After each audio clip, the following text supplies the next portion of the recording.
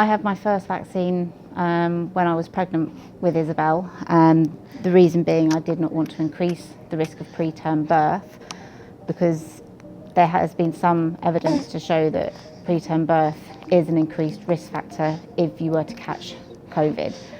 So reducing that risk for me was particularly important. So I was more than happy to have the vaccine if that risk was going to be reduced. And this follows having a preterm birth, which we sadly lost our son. So reducing that risk for me was very important.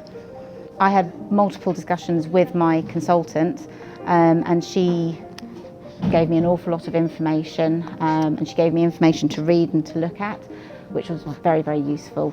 And knowing that potentially antibodies could go across the placenta to help my baby was important to me, and the same whilst breastfeeding. If it could go, my antibodies could go into the breast milk to help my little one, then that's equally important. My main concern was if I was to suffer some of the side effects, as I know the side effects do affect people differently, whether I would be able to manage being heavily pregnant and feeling a little bit under the weather, and then with my second vaccine, would I be able to manage with feeding and looking after a newborn baby. However, I had very minimal side effects, and having a sore arm was a side effect I was more than willing to accept and take for the good it was going to do us.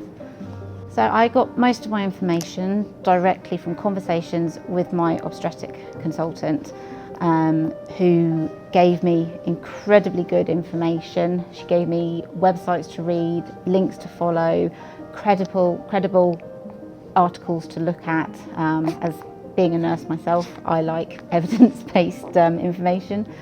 And so yeah, she gave me lots to look at and read, and that was what helped make that decision. If you are unsure having the vaccine, speak to your consultant, because they are the people who are going to give you the most up-to-date information.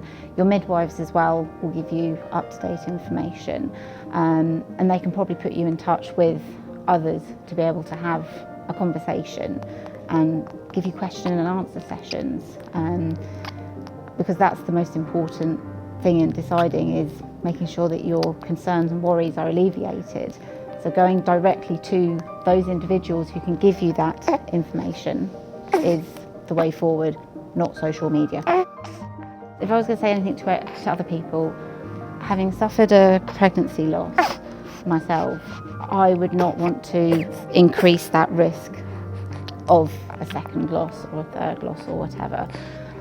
Also, having lost a friend and colleague to COVID, who unfortunately we sadly lost before the vaccines were available, it would seem almost insulting to her memory, to not have the vaccine when it is there and it is available and it is doing so much good in preventing deaths.